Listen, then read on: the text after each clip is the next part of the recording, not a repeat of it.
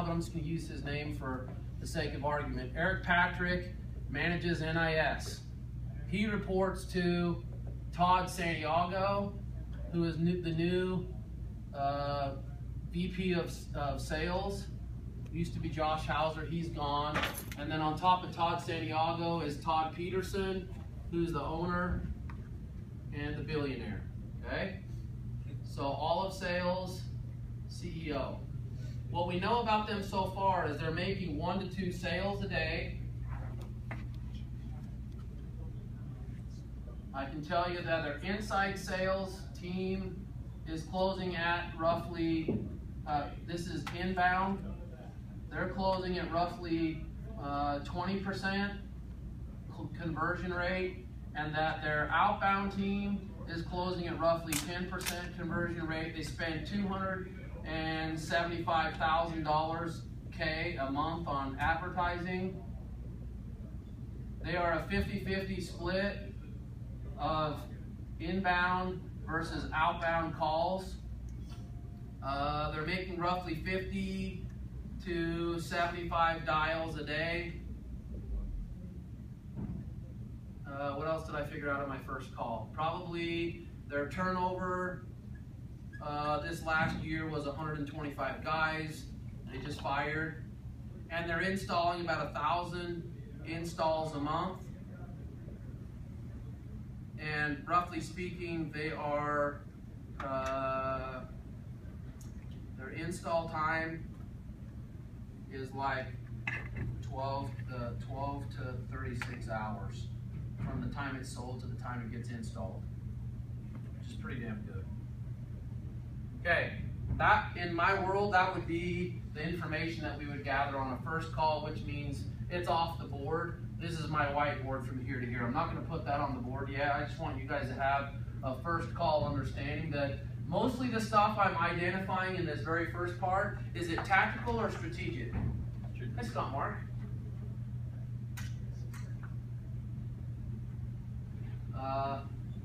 This is mostly tactical because I'm talking to Eric Patrick, who's the director of inside sales. Little known fact just to blow your mind, maybe I went over this yesterday. Their average contract is worth $52 a month for 96 months.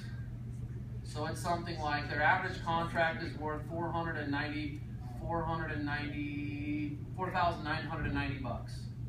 is one deal. Door knockers get paid $800 per deal. Inside sales reps make about $150 per deal. That's commission. Even the worst Mormon missionaries can go out and crush it knocking doors and do really well in the summers if you go out and just give it the old college try. No matter how horrible you are, you should be able to make some money selling in the summers. Okay. So when I go into a room, I'm going to say, Sean, would it be okay? And do I have your permission to go up and write on the board before we start our meeting? And probably while everyone's still milling around and getting into the meeting, I'm probably going to put up just a framework for what I'm going to do. But don't be naive in thinking that just because you're in their house and you're there to talk about something that you think is important, that you have permission to use the board. There's nothing as uncomfortable as I'm sitting there and I'm like, dude, this dude's just going to go up and write on the board. He didn't even ask. So would it be okay if I go ahead and draw some stuff on the board is how you want to start? And then while everybody's waiting, I'm going to put purpose of our meeting, the process that we're going to go through, and the payoff for this meeting. Purpose is going to be introduce ISDC, talk about industry research, and then talk about your goals and your priorities. The process that we're going to go through here is going to just be, a basic like discovery, and then the payoff is going to be next steps. And hopefully by the end of this thing, I'd like to have your commitment to sponsor. I would probably write it differently. I'd probably just put what the payoff is just a determination if there's goodness of fit. And that could go one of two ways. Either we have a next meeting or we part ways friends. And down here, I'm going to probably put industry research, which is the one thing that I've changed since I built this deck. So rather than starting with what I found out from the first meeting, I'm probably going to go through industry research here, and I'm going to try and help them see and understand some areas where there may be blind spots. Now, a different colored pen up here, I'm going to put ISDC, I'm going to put 10 billion, I'm going to put 150 million records, and I'm going to put hourly, referenced hourly. And then over here on the right side of the board, I'm going to put a picture of sales, automation, email automation, email and marketing automation, like Eloqua and Marketo.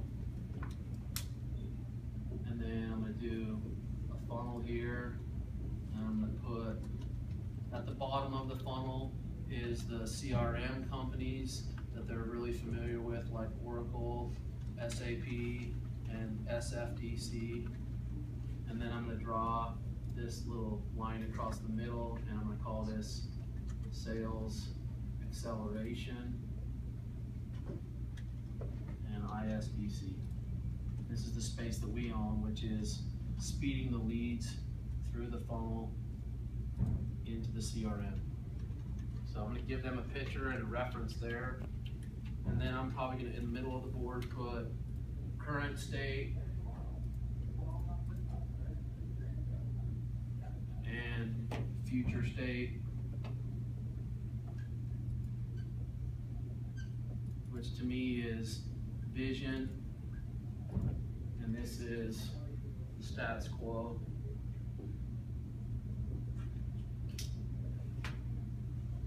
Okay. I'm going to get this all up on the board, and then I'm going to start. So this is pre-discussion. If I have an opportunity to get in first, I'm going to want to put some of this up on the board just to help the speed of my discussion and give me a minute to collect my thoughts and get this up on the board. Okay. So I'm going to say probably going to include names of the people in the room. So for our purposes today, Jake, yes, will you be sales manager? You just be Eric Patrick, and Sean, will you be Todd Santiago? Okay, and then let's go Karen, will you be, well, it's hard making you Todd Peterson. Greg, will you be Todd Peterson? Yeah, I'll be Jerk. Okay. True story.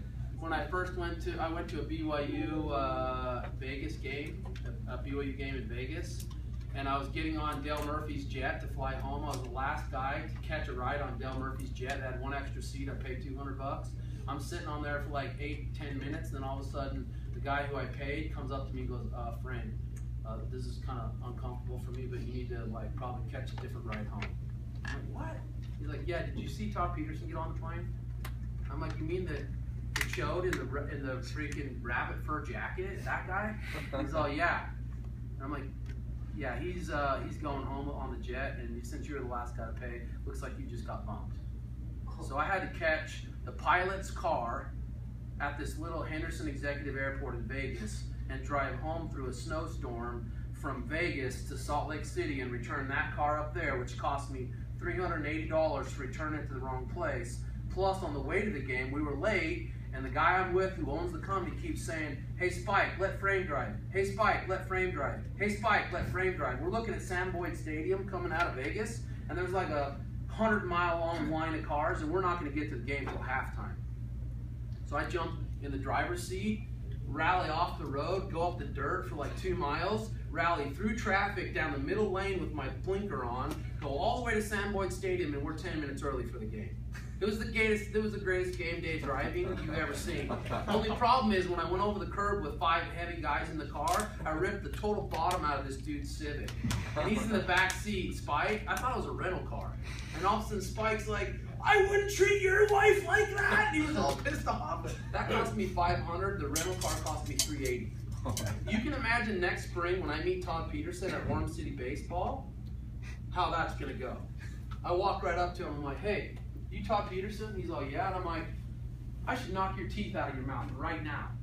So he flexes up like we're gonna throw right on the spot. And he's like, who are you? And I'm like, I'm the guy who got kicked off the airplane so you could send your Cessna home empty. See how much faster it was than the G2. So I got kicked off the plane and I had to drive white knuckle through a snowstorm to get home for like 7 hours. Yeah, I'm that guy.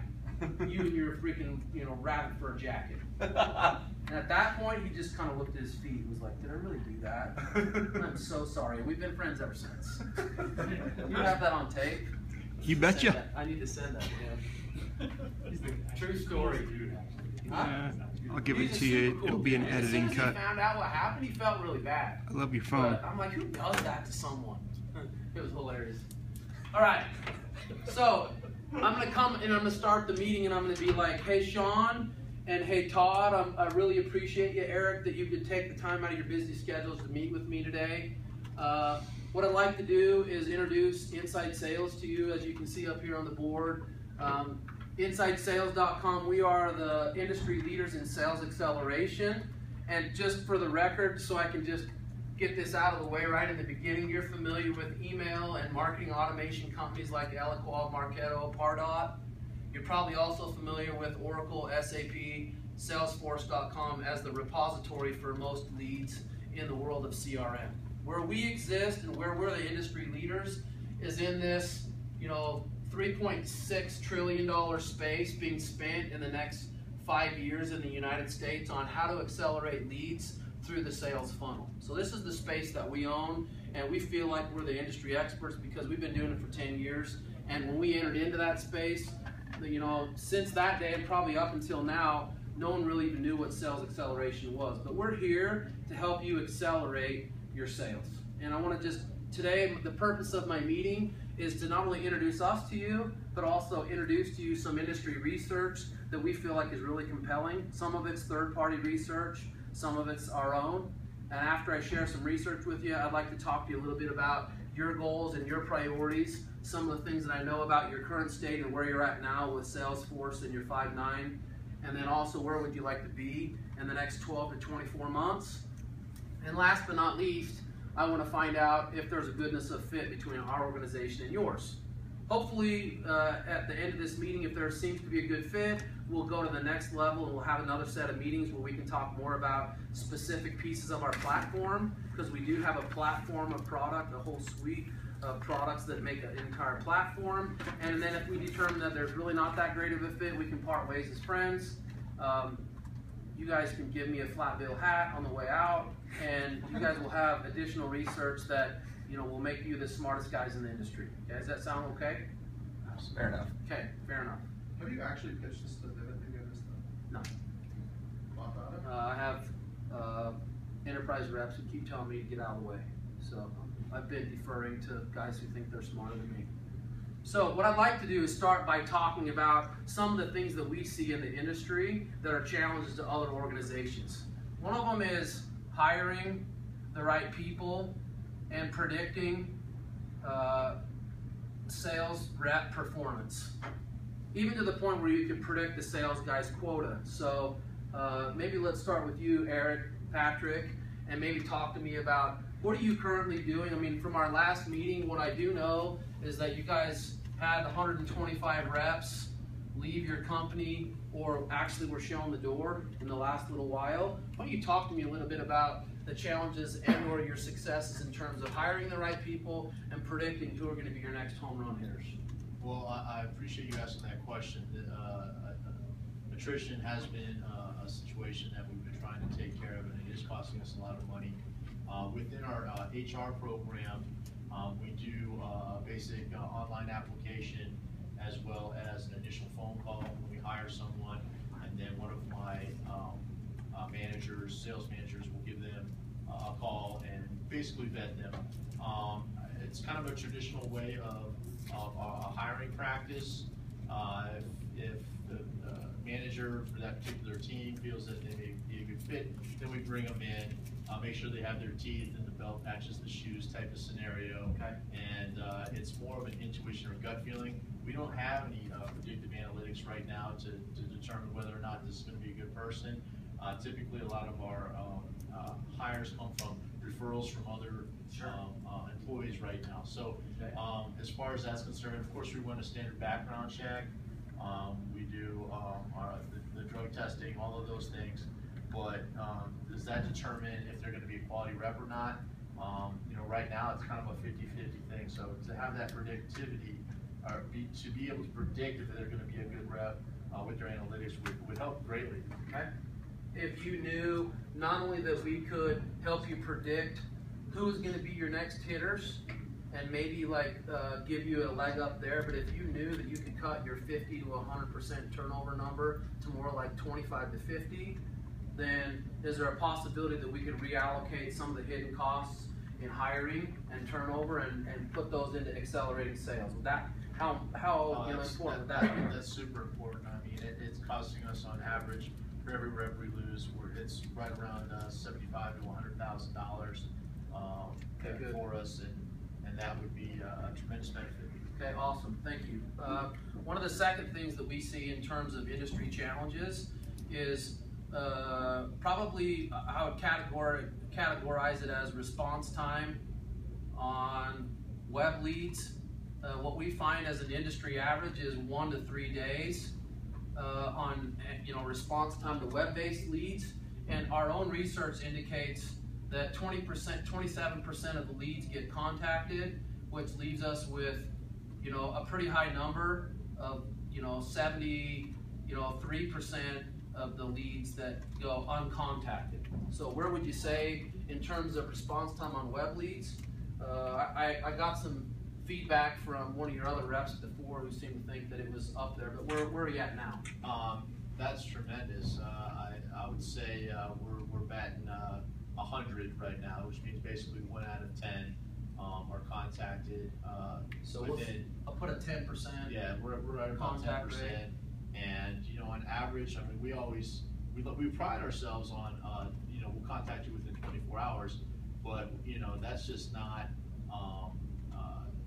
quality as far as I'm concerned. We'd like to be able to contact them within say a 2-hour time frame. If you knew that the research as related by Harvard in an MIT study that was published by Harvard, that if you get to the leads in under 5 minutes, that you would 100 times the likelihood to get them on the phone and 21 times the amount of those people who you could qualify, what kind of impact would that have on your organization? Forgive me, I've never seen that happen in any sales organization before. To be able to call someone back almost instantaneous, you're going to be able to have a conversation right away.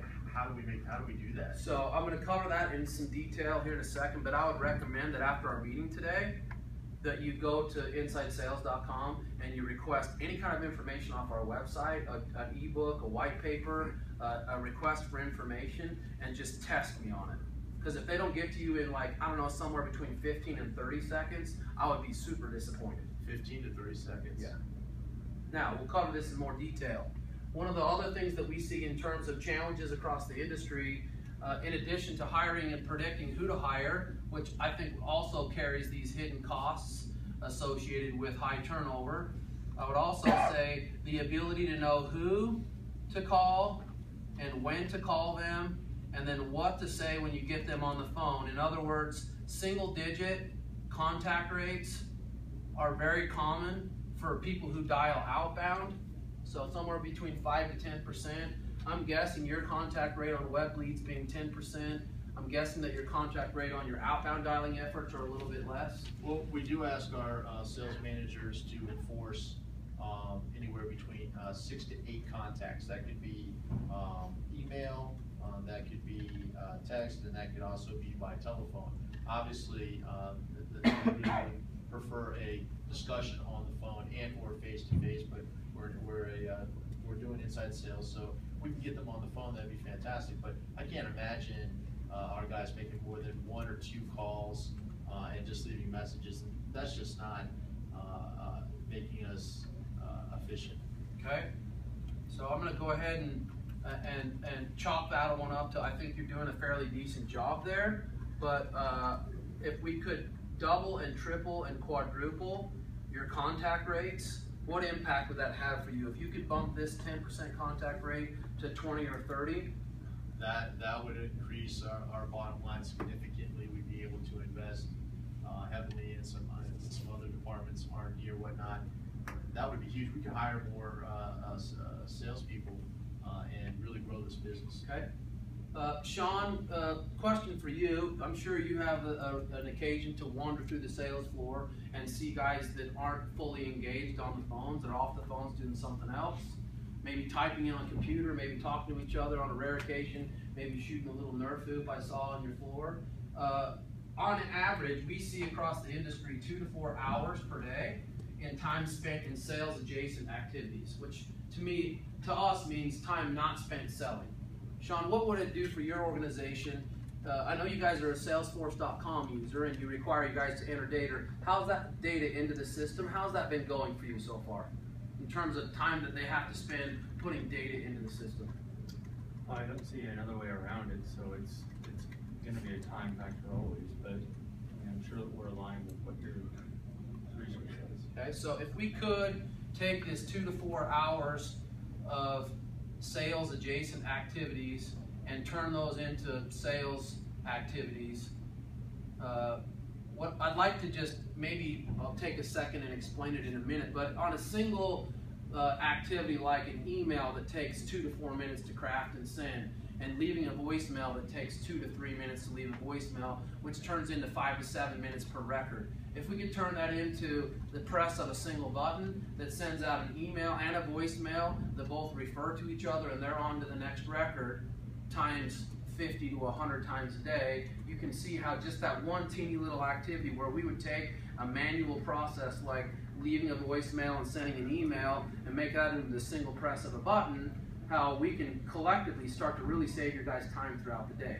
So that's something that I think we could probably reduce down to 30 to 60 minutes based on our technology, and we can talk more about that as we get there, okay?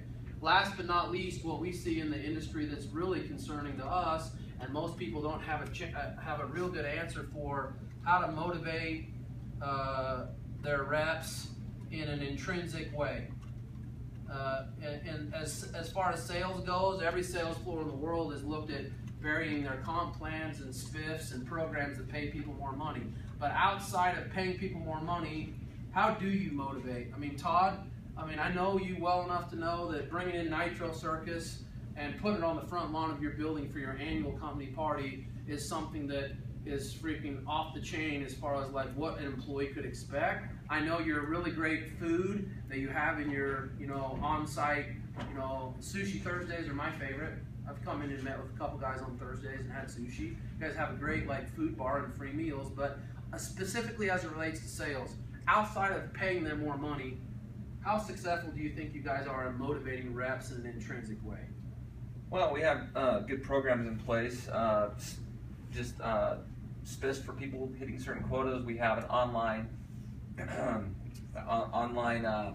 scorecard basically where all reps can go in at any given time and see how they stack up against their peers as far as the number of deals that they've closed or their pipeline, things like that. So it's not super robust. It's about as simple as people can just go on and just sort of see it. We don't hold people in any certain standards. Has that been part of the Salesforce implementation since you started doing that, or did that predate Salesforce? I think it predates Salesforce, and we developed that on our own.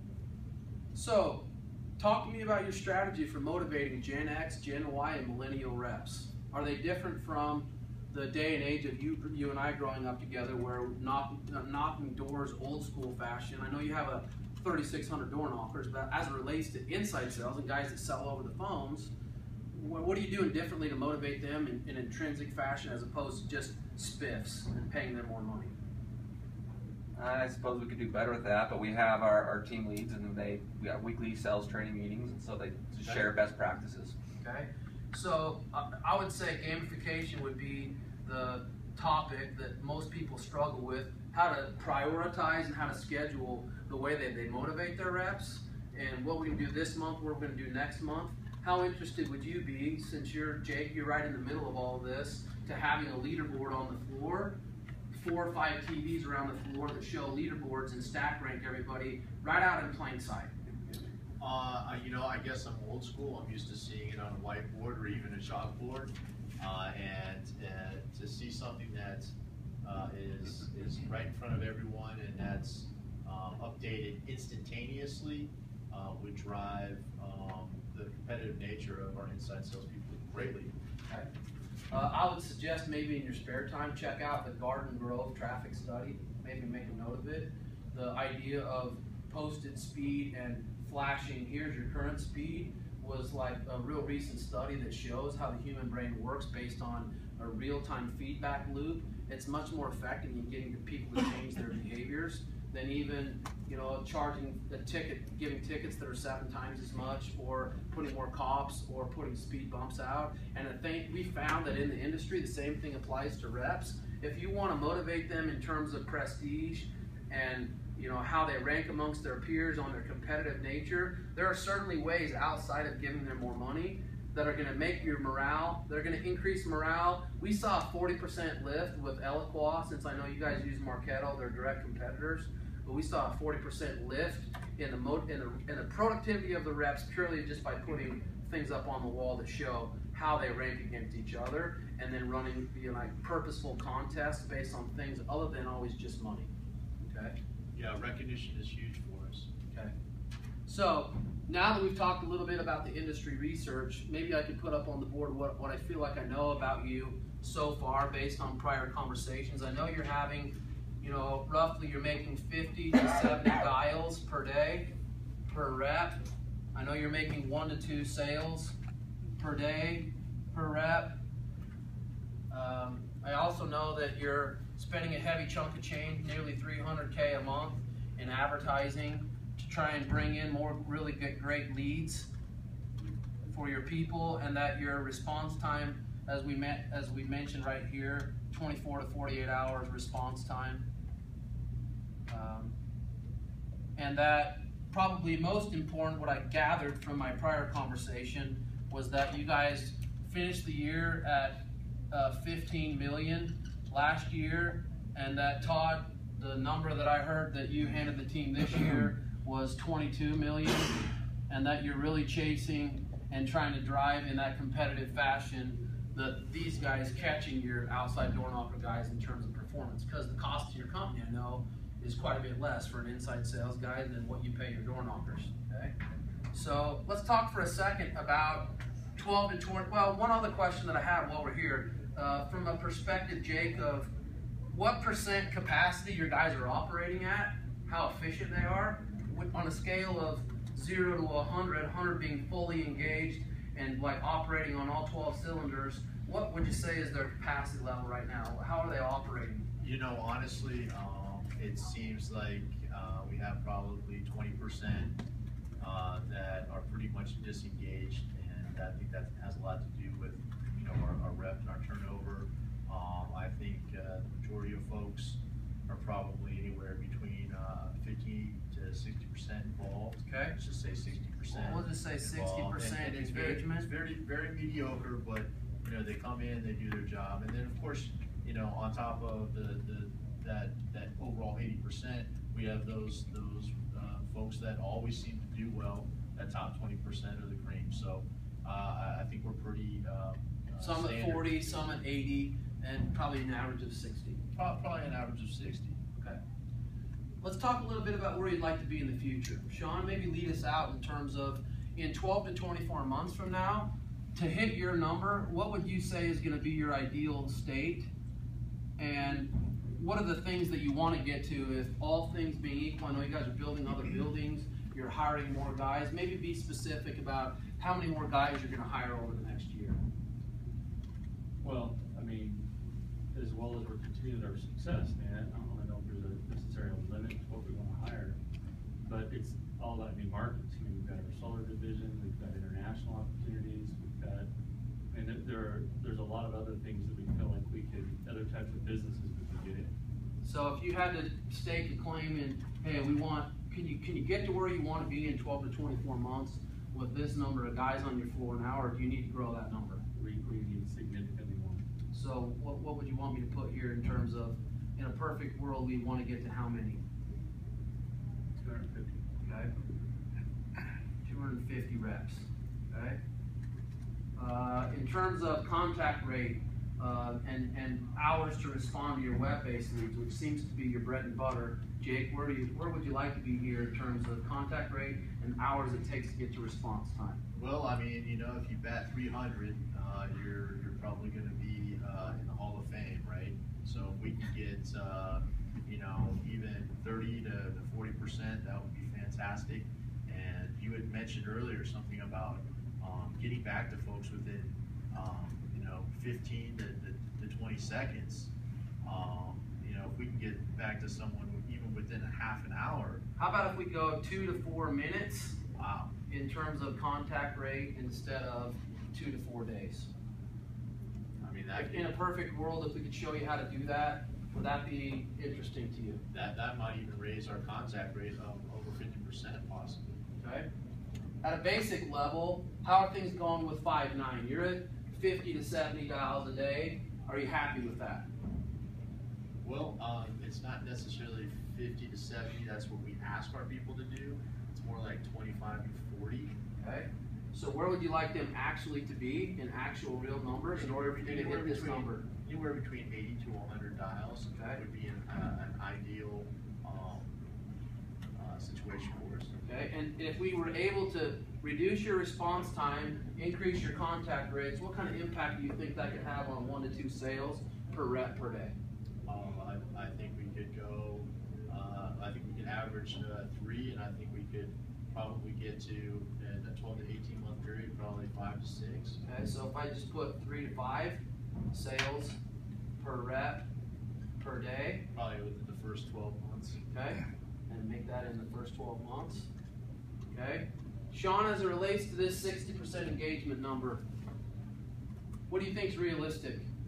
If we could automate 75% of the manual processes that are taking all their time and energy in terms of typing stuff into Salesforce, which is why we're a partner with Salesforce, which is why they invested $10 million in our company this last year in our C-level round of funding, is because they see us as, you know, increasing the people's ability to utilize them as the 900-pound gorilla in the marketplace. If we can automate a lot of those manual processes with single-click functionality, and what number would you really like to be at in terms of rep engagement? I think it's unrealistic to think we'll ever be 100%, but I would be satisfied at 80%. Okay, so let's put 80% rep engagement. And then last but not least, one of the things I failed to mention over here in terms of industry research, I would put misalignment or lack of alignment between sales and marketing, and this continual finger pointing that goes on between sales and marketing. I mean, Todd, you're, I'm sure, signing hefty checks every single week or every single month for your advertising budgets, and you're involved in those decisions. Have you ever heard sales complain about the quality of the leads that marketing generates? And have you ever heard marketing complain about how sales isn't doing a good job with the leads that they get? All the time. I mean, we're tossing them far too much poorly qualified leads. And on the flip side, the ones that are really good, sometimes our sales reps aren't closing them, and they're very qualified leads. So would you say we're this is struggling with the disconnect between the two, and we could do a little bit better with that. If we were to be able to prove to marketing that we could get to the leads that they create for us in 2 to 4 minutes instead of 4 to 8, 24 to 48 hours, and that number I gave you of 27% of leads are contacted, which means 73% of the leads don't get contacted. If we could move that number to 70 to 80% of the leads actually being contacted, what would that do for you, Sean, in terms of your weekly meeting with marketing? How happy would they be with you if we could get to them in under 2 to 4 minutes, and that we could contact now 75% instead of 27%? Well, I mean, the math behind if they answer quickly in the result of the more context. I mean, honestly, I could probably reach my goals without hiring anybody else. Okay? So, would it be safe to say under future state that alignment, sales and marketing alignment would help you get there faster? Would optimize both departments. Okay.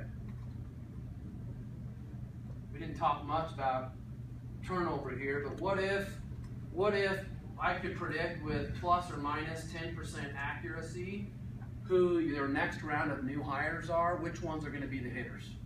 And you only hire people who are going to produce 5 sale a day quota, and I could predict that with plus or minus 10% accuracy. What would that allow you to do, Sean? Well, again, if you look at the cost factors of, you know, this valley is very competitive, and so we're all fighting over people. You know, it's very saturated. A lot of jobs in the same price range, so it gets very tough.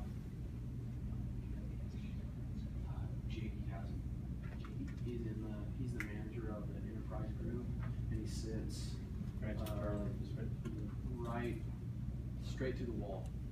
Next to Charlie. Dude, will you show him where JD sits? Yeah, I got you. Thank you. So you said that you're gonna help us determine with better accuracy what type of quota team these guys are gonna hit. How are you gonna do that? It's a really good question. We recently did part of our platform that has to do with hiring and motivation. We recently did a 50-question survey with Boostability here in town. I'm sure you've heard of them. They do SEO. They have a 30-guy organization that sells. We asked them to allow us to give this 50-question survey to all 30 of their guys, and we would report back to them in ranked possibility, the top performing guy to their lowest performing guy, and then let them tell us how accurate we were. We didn't want to know what their sales guy production looked like, just ask them survey questions. We were like 100% accurate when we handed them the list back as far as like their top performers to their least performer. And what I can safely say is that with 10 billion transactions and with 150 million sales records, we've built the largest sales database in the world. And by referencing those numbers, having more insight into your organization, what you pay, how much you make per sale, as we add all that information in concentrically, it's going to get smarter and smarter and smarter, and then it'll be able to predict who to hire, and not only who's going to be your top performers, but what their quota production is actually going to be based on predictive analytics and what we would call artificial intelligence. The longer you use it, the smarter it gets. Here's the crazy thing, predicting human behavior, if you talk to anyone in the world of human behavior prediction, 50% is like the moon. We're seeing results in the upper 80s and lower 90% on who we're predicting in terms of performance and sales. They're freaking just awestruck at how can you actually do that. And what it really comes back to is 7 to 10 PhDs on staff back in our office, and one of them specifically related to how do we tune our data and how do we optimize the characteristics that we know of successful sales reps. Okay? So we got a guy, we're considering him for hire. He's coming in. We want to know how he's going to do. You have him pass the first 3 rounds of your initial testing, and then you have him complete a 50-question survey. And not only will it predict at what level give him a score as far as like his ability to sell, but it will even go so far as to telling you what his quota production will look like. Okay. What kind of an advantage would that give you? Extremely helpful. I mean, if we didn't have that before, we're just basing on gut feel and the interview, our standard interview process. That's just one extra tool that we have in the bag. Look, I'm not a math major, but if you take the 125 guys that you fired and you take at a bare minimum the $75K that you're going to pay those guys, if one of you guys were to grab your phone, Jake, maybe grab your phone real quick and do the math on that. If you could calculate the hidden costs of turnover based on you guys letting 125 guys go this year, I'm guessing this is a pretty large number. And Todd Peterson, even though our relationship started off a little rocky, I would dare say that in the millions of dollars that you're spending in hidden costs of turnover, that anything that we would bring to you in terms of a solution is going to be a fraction of what you're losing in turnover. So reallocating that money to accelerate the way that you get from where you're at today to where you want to be is basically why I'm here. Okay. Well, I'll tell you, I just had to Do that math twice, we're looking at $9.4 million. Okay, it's not probably something that you sit around and talk about in weekly meetings, but even if we just reduced your turnover in a very conservative fashion to, 940,000, which is 10% of that number, that's still a heck of a lot of money that we could reallocate to this. I'm guessing that we could probably help you cut that number in half. Okay, in a conservative way. Now, let me ask you this. If you don't get to these numbers and you're unsuccessful in making the changes that you need to make in order to make this $22 million number and do all these things that you really feel like are really critical to you, what is the impact of that going to be on your organization? Maybe start with you, Sean. What kind of impact will it have if you fail to make the necessary changes and you fail to get to these kind of numbers? Well, just like any organization, we've been going through this for a while. We know what it's like to not meet a number, and we know what it's like to meet a number too. Okay. So, we think we've got a good formula. I mean, those numbers are based on the data that we have today. So, reaching those, that means that now we're looking at more. Like, we can really, this is gonna help us not only accomplish our goal, but I think that we can do a lot more. Okay, so would it be a fair comment to say it would slow your growth if you fail to hit these numbers? Yeah, absolutely. Okay. Jake, what would you say would be the impact? Just from my standpoint, I'm thinking we could double our numbers. I think I'm looking at a positive impact. So if you fail to hit these numbers, or if you do make these changes, you feel like you could double your growth if you indeed could make these kind of changes. If we could make these type of good changes, we could double our growth. Okay? It's Steve. Yeah. Just to clarify, we obviously, we came up with our quota number based on the data that we know, that we already know how to get to that number. So, if nothing changes and we just keep doing what we're doing, that's what we feel very confident to do. So then maybe if I put down here, you're gonna be still okay with 2 to 4 hours of wasted rep time per day. And then you're gonna still be okay with operating at 60% capacity of your sales reps on the floor. And you're still gonna be okay with $9.4 million in turnover every year. These are the kind of questions, I don't wanna be like suggesting you guys don't know how to run your business, but Todd, worst case scenario, you guys are now, on the block to be purchased by, I'm sure, a couple different companies. What kind of impact is it gonna have on your future IPO and or being acquired if you miss this number for inside sales? Well, some of the companies that would even consider us, require us to hit certain growth targets before they'll even get us to certain valuations. So it has a significant impact. It'll delay potential future strategic plans that we have. Okay, so I'll put delay a possible acquisition or future plans. Okay, now. We take a time out for 1 second. Yeah. Because there's something wrong with the math. So you're saying that the 125 reps that they lost, Yeah. that's in the inside sales group? Yeah, they were at 250 when I started talking with them, and by the time that I got engaged with them, they let 125 guys go and skinnied up to 125 and said, now let us retool with the standard best practice approach instead of it just being the Wild West with 250 guys. We want to start over, get rid of the cowboys that want to do it their way, and let's just start with 125 guys, and then let's grow from there. Like, again, if we're looking at your numbers over here, the 9.4, so if that number is true, that you're saying on my $15 million in gross revenue, that was my cost of attrition. Yeah. Plus. Now, in your organization, is this an HR cost or is this a sales cost? In varying organizations, they might look at this as a sales cost, but It's an opportunity cost. Todd Peterson, you need to tell me what part of 9.4 million are you certain is just cost of doing business and cost of having sales guys? It is what it is. What percentage of 125 guys that you let go and the 125 guys that you still have, how much of that is just, are you happy with 50% turnover? No, we gotta do much better. We need quality reps performing at capacity. I'd like to suggest that 10 to 20% turnover in a place that's built like this. This place is a palace. You have free meals at lunch for everyone and their staff. The $4 million building that you guys built, that's a standalone gym that has a medical clinic at the top so they don't have to leave work to go to the doctor. You guys are really forward thinking the way you take care of your clients, but I don't really understand why you're still seeing 50% turnover in sales unless there might be a teeny thing to tweak in your hiring and your retention. Some of that could be hiring the wrong people. What if some of it's motivation? What if, now let's face it, you guys are in a college town. Between BYU and UVU, there's 90,000 kids, give or take, and I know a fair amount of your staff are BYU kids, but if you hire a kid who's a freshman, is there no reason why you can't keep him until he's a senior? Or you can hire seniors every year, and then when they graduate and move away, you're gonna have this rapid turnover problem. I was gonna say too, on top of that, if you're constantly laying off 50% of your workforce, at a certain point, you're gonna run out of your reputation. Shit. But on those numbers, if I'm the client, I'm gonna say it's actually not 9.4 million because I let them go. I mean, there is a cost, but I think if we put up like you have. Well, here's the industry cost. Like if I go over this with you, here was the cost to hire and train the guy.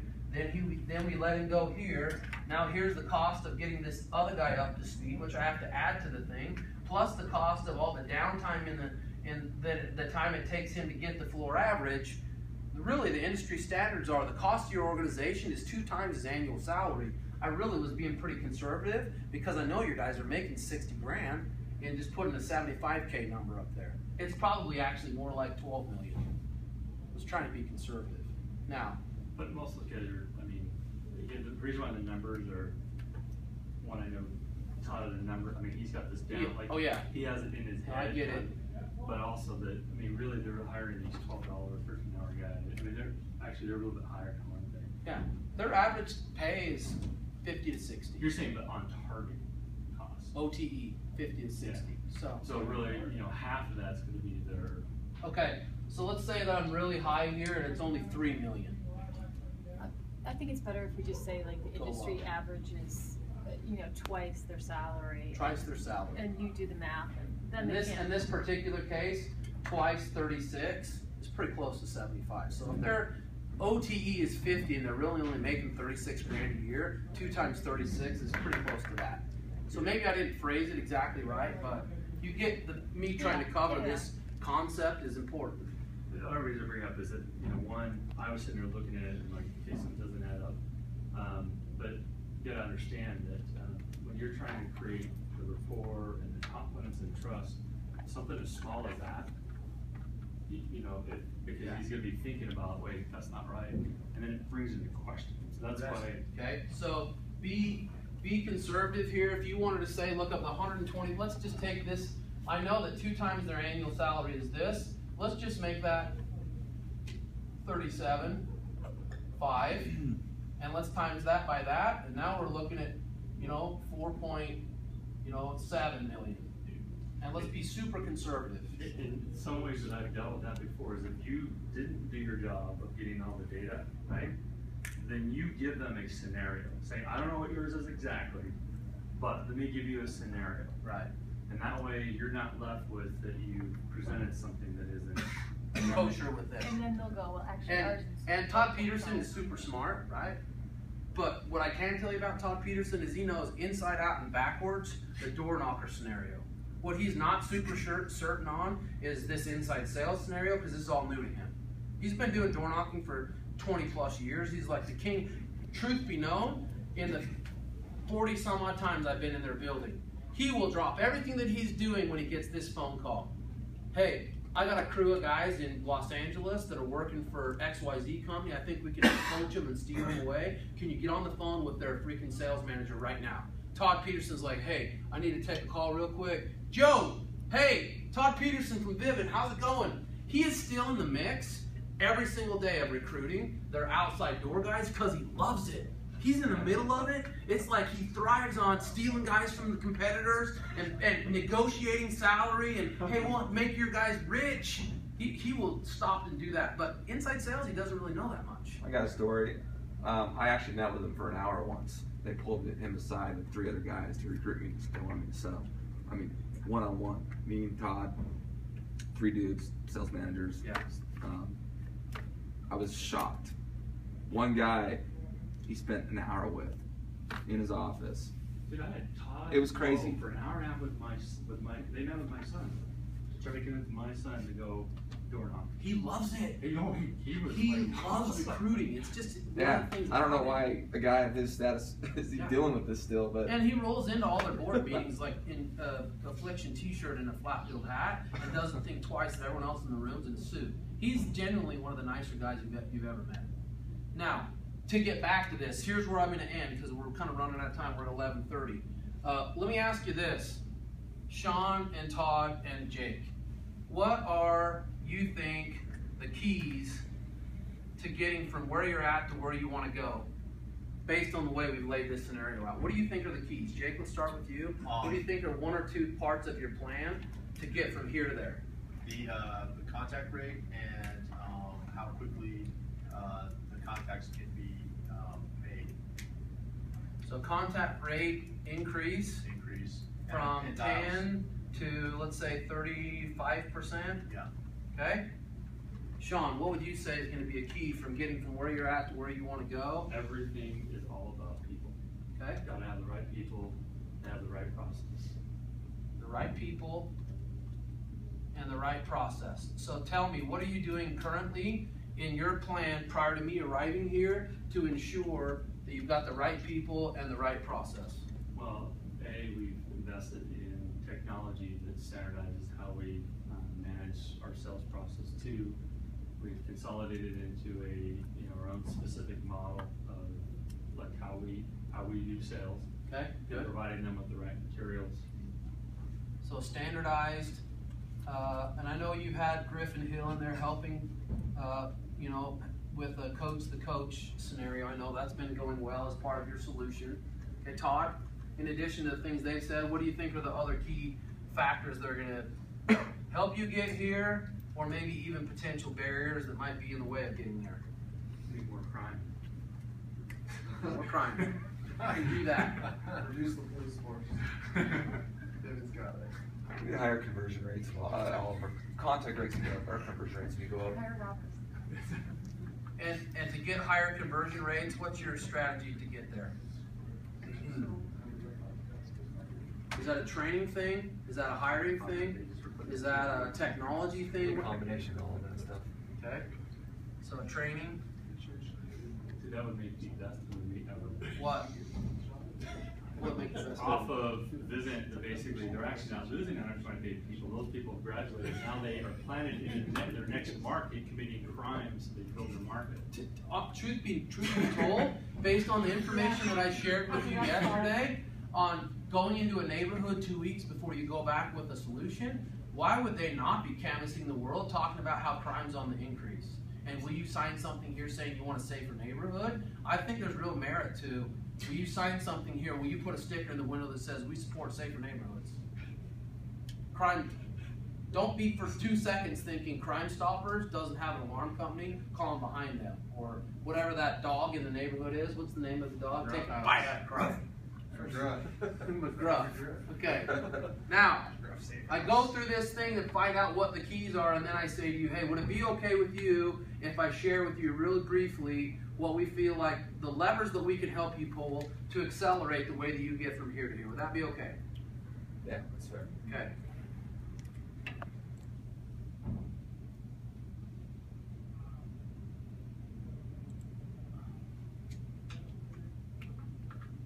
Let's start with what we would call communicate, which is about people, to your point, Sean.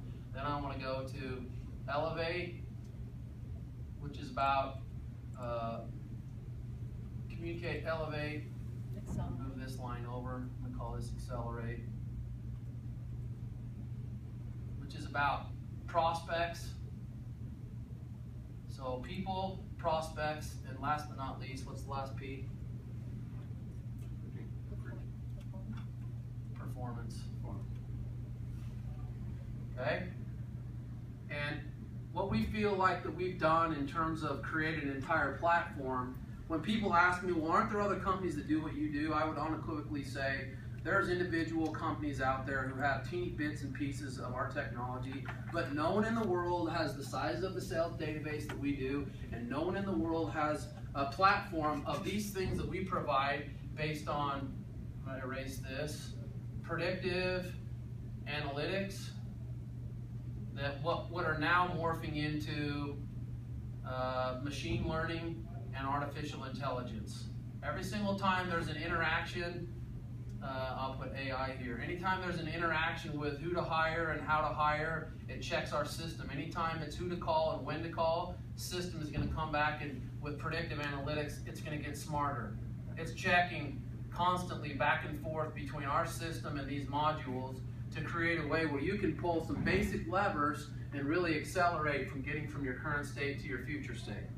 So simply put, what I'd like to do is get, with your permission, Sean, I'd like to have at this stage of the game, I really feel like, we had some really good conversations around what we're capable of doing, but simply put, if you know who to call and when to call, time of day, best practices, and then what to talk about when you get them on the phone, I can decrease your response rate to minutes, 1 to 3 minutes, using our Power Dialer technology and what we would call Response Pop, and I would be increasing your dials and your contact rate to 100 plus dials a day, and get your contact rate to 30 to 40% by predictably prescribing how to better communicate. Okay?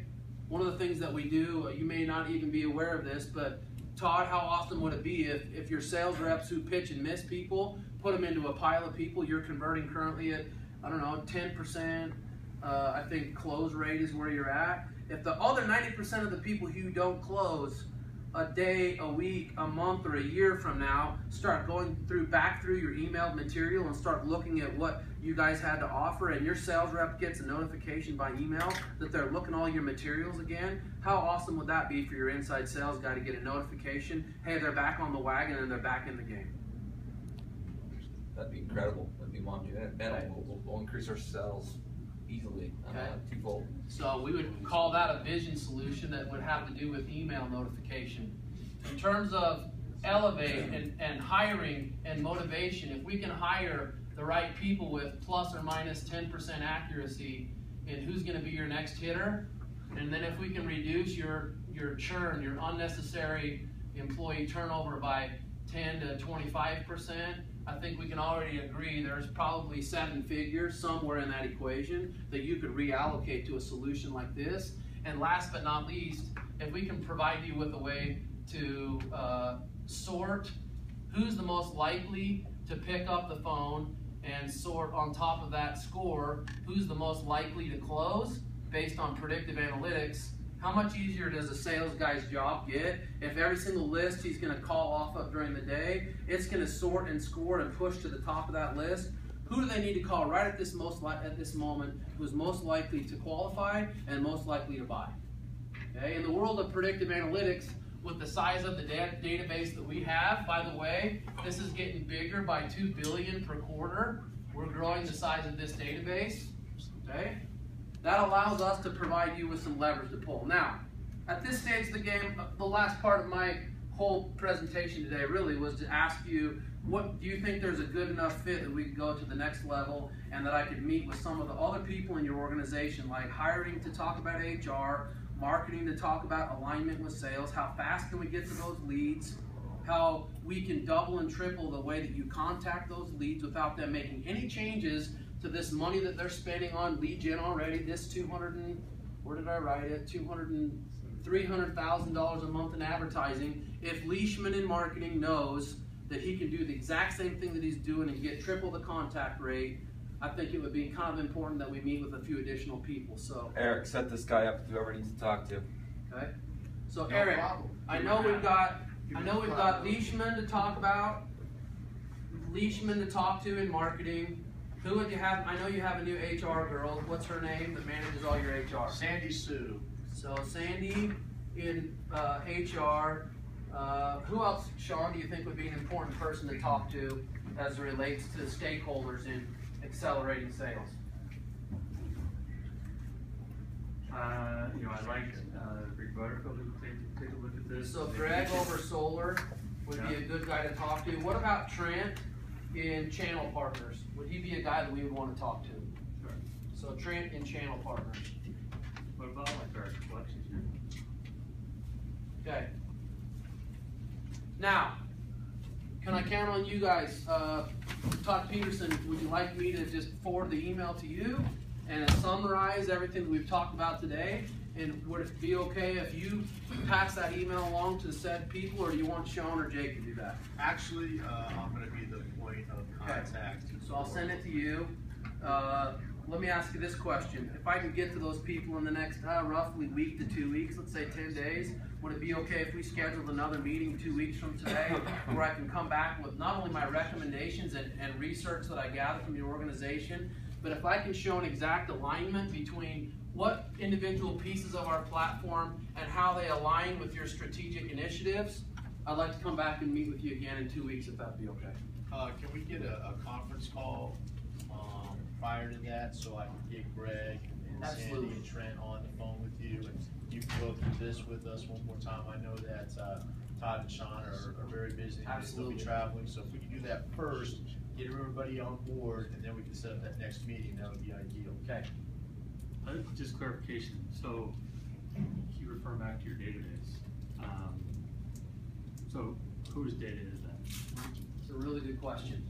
So what we do is every single person that we partner with, their data becomes part of this big mass of data, and then we anonymize the data. We peel out the name, so nobody knows, no one in any other organizations will ever know anything about the data. Only thing that they see is likelihood to contact and likelihood to score based on stuff that gets done under the hood. So we have other partners like ADP you may be familiar with. They have 1,500 seats with us nationwide. We help them grow their log calls by 300%, increase their contact rate by 74%, and grow their revenue by 32%. And they were happy to give us their data because it's anonymized. It gets done under the hood, the algorithms that sort and score everything, and the only thing that the end user sees is which of their data is going to be most likely to contact and most likely to score. Does that answer your question? Okay. All right, I think we're good from here. Cut. That would be the end of the conversation.